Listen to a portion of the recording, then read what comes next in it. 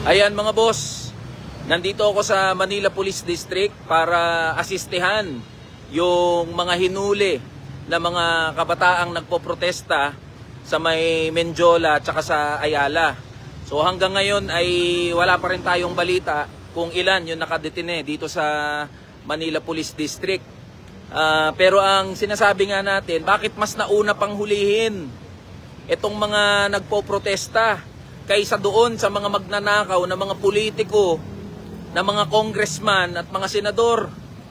Hindi ba mas bayolente ang ginagawa ng mga magnanakaw, ng mga korap na yan, na pumapatay sa buhay ng milyon-milyon nating kababayan?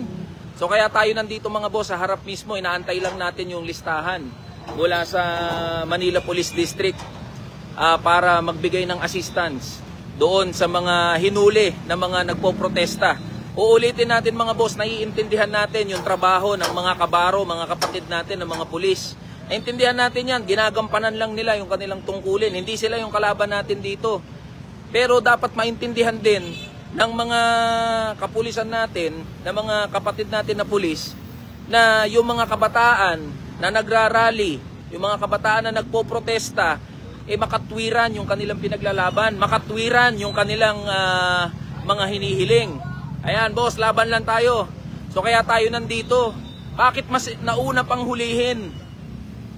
O may nagtanong, okay lang makapinsala sila? Hindi yun ang punto. Ang punto, makatwiran yung pinaglalaban ng mga kababayan natin. Mas malaki ang pinsalang ginagawa sa buhay natin ng mga kurakot na mga congressman tsaka mga senador. Mas maraming namamatay dahil sa korupsyon. Kaya kung magalit ang mga manggagawa, ang mga kabataan, tama lang yun. Kung magalit ang mga mamamayang Pilipino, tama lang yun. Buhay ng mga kabataan ang nakasalalay dito. Kaya wag niyong pagdiskitahan yung mga kabataan. Kaya sila nagrarally, kaya sila nagpoprotesta dahil galit sila sa nangyayari. Kinabukasan nila ang ninanakaw dito. Kaya wag niyong sisihin yung mga nagpoprotesta, wag niyong sisihin yung mga nagrarally. Dahil pinaglalaban nila yung karapatan ninyo. Pag ninakawan kayo ng mga gago, ng mga congressman, tsaka mga senador, pinaglalaban din ng mga nagrarally, mga nagpoprotesta yung karapatan ninyo. Kaya nandito tayo, naantay natin yung listahan. Para malaman natin kung nandito, again, uulitin natin, hindi kasalanan ng mga pulis, trabaho lang ginagawa nila. Hindi naman kalaban yung mga pulis, ang kalaban natin dito, yung mga gagong mga politiko, yung mga siraulo ng mga politikong congressman, tsaka mga senador. Kung kinukulimbat na sa atin daang bilyong piso, hindi pa ba tayo magagalit? Kung kinukulimbat sa atin daang bilyong piso mula sa pawis at dugo natin ng mga manggagawa at ordinaryong Pilipino, hindi ba dapat magalit tayo? Hindi ba dapat na talagang magwala tayo? Bakit mas naunang hinuli yung mga kabataan na nagpoprotesta? Bakit mas naunang hinuli yung nagpapahayag lang ng kanilang damdamin at ng kanilang galit? O kaya nandito tayo, inaantay natin yung listahan. O meron din dito na mga kamag-anak, inaalam nila kung nandito ba sa Manila Police District yung kanilang mga kamag-anak. Kaya wag natin kagalitan yung mga kabataan. Wag natin kagalitan, tama lang na magalit. Putang inang yan. Ba't hindi ka magagalit? Daang bilyong piso ninanakaw, trilyong piso ninanakaw sa atin. Walang mali sa pagpoprotesta. May mali, kaya merong nagpoprotesta. Pero inyo binugbog yung mga kabataan na para bang wala silang karapatan, binugbog, pinagpapalo. Yung mga magnanakaw na mga congressman, yung mga politiko, yung mga senador, yung mga nasa iba't ibang ahensya ng gobyerno, bakit protektado sila? Bakit hindi sila pinagpupukpok ng batuta? Bakit malaya pa rin sila? Bakit ang sarap pa rin ng buhay nila? 'Di ba? Pag mahirap, pukpok ka, walang proseso, kulong ka agad, dito ka sa presinto magpaliwanag. Pero pag mayaman kang senador, congressman, nagnakaw ka ng daang bilyong piso, putang ina, walang katapusang hearing, napakahabang proseso. Kaya nandito tayo para magbigay ng assistance. Hindi natin kalaban ang mga pulis. Hindi natin kalaban yung mga manggagawang pulis dito. Pero pinaiintindi natin na hindi rin nila kalaban yung mga kabataan na nagrarally at nagpoprotesta. Yan ang ano natin, yan ang panawagan natin dito. Kaya mag-aantay tayo dito ng listahan. Ilan ba yung nahuli? Sino yung mga nahuli? Para makapagbigay tayo ng assistance. Matiyak na may due process. Bakit kapag ordinaryong Pilipino, kapag kabataan, pag galit na galit sa korupsyon, pag gumawa ng mali o tinuturing nila na mali, agad huli. Walang due process. Gusto lang magpahayag ng hinanaing sa ating gobyerno, biglang huli, pinagpupukpok agad.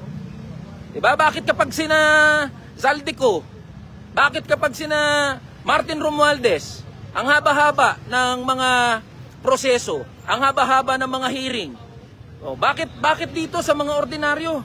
Bakit dito sa mga kabataan na nagpapahayag lang kanilang damdamin, agad inuhuli? Diba?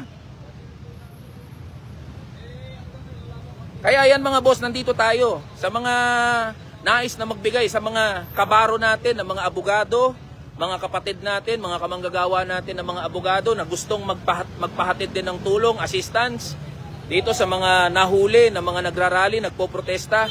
Welcome na welcome po, iayos po natin yan. Laban lang mga boss, laban lang. Kaya nandito tayo para magbigay ng assistance. Makatwiran yung pagrarally ng mga tao. Hanggat walang napapanagot, hanggat walang nakukulong.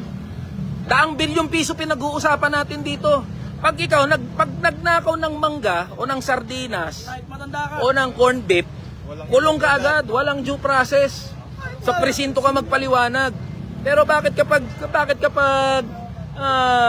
congressman o senador yung nagnakaw daang bilyong piso, grabe, di ba? Napakahabang hearing, napakahabang investigasyon. So kaya tayo nandito para magbigay ng, hindi natin kinukonsinte yung mga nanggugulo. Hindi ganun ang pinupunto natin dito. Di ba? Kinukonsinte ba natin yung panggugulo? Hindi yun ang pinupunto natin dito. Ang pinupunto natin, bakit nagagalit ang mga tao? Bakit nagagalit ang mga kabataan, ang mga manggagawa at ordinaryong Pilipino? Huwag niyong ilihis yung issue. Ikaw, harap-harapan ka na pinagnanakawan daang bilyong piso. Magpapasalamat ka, ngingiti ka, matutuwa ka. Di ba? Hindi naman. Hindi natin kinukonsinte yung maling gawi. Hindi natin kinukonsinte yan. Pero dapat intindihin ng gobyerno kung bakit nagagalit ang mamamayang Pilipino. Kinukonsinte ba natin yung maling gawain nila? Hindi Hindi natin kinukonsinte yan. Walang pangungonsinti dito. Ang sinasabi natin dito, dapat intindihin kung bakit nagagalit ang mga manggagawa at ordinaryong Pilipino, ang mga kabataan. Bakit ang bilis hulihin kapag mga ordinaryo? Bakit ang bilis hulihin kapag mga manggagawa? Bakit kapag mga senador, mga congressman nasangkot sa daang bilyong piso na flood control project na ghost and anomalous? So yan ang binabanggit natin dito, kaya nag-a-assist tayo dito. Huwag niyong ilihis ang issue Huwag niyong ilihis ang issue. Sinasabi niyo si Eli nangungonsinti ng mali, nangungonsinti ng karahasan. Sige, puntahan natin yung karahasan. Hindi ba mas marahas ang ginagawa sa atin ng mga gago, ng mga politiko, mga congressman at mga senador na nangungurakot ng daang bilyong piso? Nalulunod tayo, binabaha tayo, nawawala yung bahay natin, yung mga pinag-ipunan natin. Hindi ba mas masahol yun? Hindi ba mas malupit yun? Hindi ba mas marahas yun? Bakit nyo ngayon pagdidiskitahan, pag-iinitan yung mga kabataan na nagpapahayag lang ng damdamin nila? Bakit nyo pagdidiskitahan at pag-iinitan yung mga ordinaryong Pilipino, yung mga manggagawa? Makatwiran ang pinaglalaban ng mga tao, kaya nagagalit, kaya merong nagwawala, kaya merong naghahagis ng bato, merong kaguluhan. Kaya nandito tayo mga boss. Uulitin natin, hindi natin kalaban ng mga pulis, hindi natin, naintindihan natin, trabaho nila yan. Pero nandito tayo para mag-assist at ibunyag na napakabaluktot naman ng sistema. Pag mayaman, ang daming hearing, ang daming proseso. Pag mahirap, kulong agad, bugbog ka agad, sa presinto ka magpaliwanag. Patapain ka pa. Di ba? Alam nyo mga boss, ang wag nyong konsentihin, yung mga putang inang mga magnanakaw na mga senador tsaka mga congressman. Ganun lang kasimple yun. Pinag-iinitan nyo mga bata? Huwag ganun. Pinag-iinitan nyo yung mga ordinaryong Pilipino, nagpapahayag lang ng galit nila. Ang wag nyo konsintihin, yung mga congressman, yung mga politiko, yung mga kontraktor. Kinukonsinti. Pero yun mas sinisi nyo pa. Sinisisi nyo pa. Yung mga bata, yung mga galit na mga manggagawa at ordinaryong Pilipino, sinisi nyo pa, mas galit pa kayo doon sa mga bata, mas galit pa kayo sa mga manggagawa. Bakit hindi kayo nagagalit doon sa mga gago ng mga politiko? Hindi kayo nagagalit sa mga yan, dapat kagalitan yung mga yan. Kaya nandito tayo para magbigay ng assistance, tiyakin na poproteksyonan yung karapatan nila. Tiyakin na meron silang abogado. Tiyakin na may due process. Hindi po pwedeng kalaboso, kulong na lang. 'Di ba? Dadamputin ka, kukulong ka na lang. Yan sa mga kapatid natin na pulis, hindi kayo ang kalaban namin dito, ginagawa nyo lang trabaho nyo. Naintindihan namin yan. Ang kalaban natin dito, yung mga politiko. Mga politiko na pinapanood tayo na nag-aaway-away. Mga politikong congressman, mga senador na nagnanakaw ng daan-daang bilyong piso, pinanonood tayo mismo, kapwa Pilipino, nag-aaway-away. Samantalang sila, ang sasarap ng buhay, wala dito sa Pilipinas. Haba-habang hearing. Walang nakukulong. Di kayo kalaban namin mga pulis. Pag mga senador, mga congressman, kulong agad. Ay napakahaba ng proseso. Hindi nakukulong. Delay muna. Pagpapaliwanagin muna. Kapag ordinaryo, pagkabataan, nagagalit lang, kulong agad. 'Di ba? Hindi tayo magkakaaway dito. Walang kulay-kulay dito kahit ano pang pinaniniwalaan nyo. Putangin nang yan. Kahit ano pang kulay ninyo. Keso maka-Duterte kayo, maka-Bongbong kayo, kung ano pang kulay ninyo, putangin na wala akong pakialam. Wala akong pakialam sa kulay ninyo. Pare-parehas tayong tinatarantado, ginagago ng mga politiko. Pare-parehas tayong ginagago ng mga politiko dito. Kahit pa sinong binoto yung presidente, kahit sino pang binoto yung congressman, kahit sino pang binoto yung senador, pare-parehas tayo na ginagago. Pag bumaha, hindi naman nagtatanong yung baha, sinong binoto mo eh. Hindi naman nagtatanong yung baha, sinong binoto mo, di ba? Oh, bakit kapag yung mga senador, mga congressman, VIP, bakit kapag ordinaryo, kulong agad? Kaya wag nyong hindi natin kinukonsinte yung maling gawi. Oh. So inaantay lang natin ngayon dito yung kung may listahan, papunta rin dito yung mga kaibigan natin na mga abogado.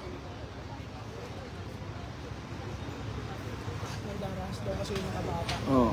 Ang darahas. Ano pang mas marahas? Ano pang mas marahas sa pangungurakot sa pondo ng bayan natin? Nangangahulugan yan. Alam nyo mga boss, pasimplihin natin ha. Pag nagnakaw ng 100 bilyong piso, putangin ang kahulugan yan, walang gamot sa ospital, walang dagdag na nurse, walang dagdag na doktor. Pag kinurakot ka, pag yung dike bumagsak, baha sa bahay mo, mamamatay ka. Pag kinurakot yung pondo ng bayan, walang classroom, hindi makakapag-aral yung mga anak ninyo. O bakit hindi tayo mas nagagalit doon? O ito, may papasok. O ayan o. O ito, mga papasok o. Ito, mga nahuli. O dito. Ayan, lumaan lang, kakadaan lang dito. O, panibago. Ililipat nila yan. Hindi nila Diba? Ang bilis nila manghuli kapag kabataan eh. Pag ordinaryo, nagagalit eh. So yan mga boss, nandito tayo sa Manila Police District para dito tayo sa Manila Police District, ipaglalaban natin. Alam niyo mga boss, makatwiran na magalit, makatwiran na magwala, kagalitan, magmura. Yun ang karapatan yan. Pag nasa lansangan, huli agad. Pag pag nagpapahayag ka lang ng karaingan mo, ng nararamdaman mo, huli agad. Bakit yung mga kongresista? Bakit yung mga senador? Diba? So yan, nandito tayo sa harap ng Manila Police District mga boss. Magbibigay tayo ng assistance, update ko kayo mga boss, para matiyak na napoproteksyonan, may due process na i-accord doon sa mga nahuli na mga protester. So nananawagan ako sa mga kaibigan natin ng mga abogado, sa mga human rights lawyers. O ito, dito sa Manila Police District, mag-assist tayo. Okay, magla-live uli ako mamaya mga boss ha. Magbibigay ako ng update sa inyo. So, antayin lang natin kung anong update dito. Maraming salamat po sa mga nagsasabi na mag-ingat ako dito. Maraming salamat po. Nasa harap na ako ng police station. Ano pang mas iingat dito? Diba?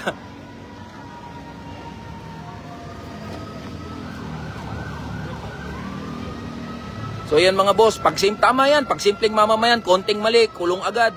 Samantalang yung mga magnanakaw ng bilyon-bilyon, ayun, ang sasarap ng buhay. Pag nagnakaw ka ng mangga, sardinas, corn beef, nagnakaw ka ng noodles, puta, kulong ka, sa presinto ka magpaliwanag.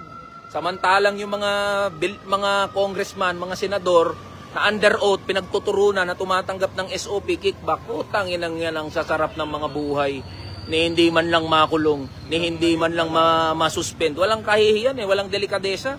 Tama. May nag-comment marami kang dada. Ibang kaso yan dyan ngayon. Sige nga, anong kaso meron dito? Ikaw nga puro dada dyan sige po. Mag-update tayo mga boss. Antay lang tayo. Parating daw dito yung mga tropa natin, mga kaibigan natin, na mga lawyer, abogado.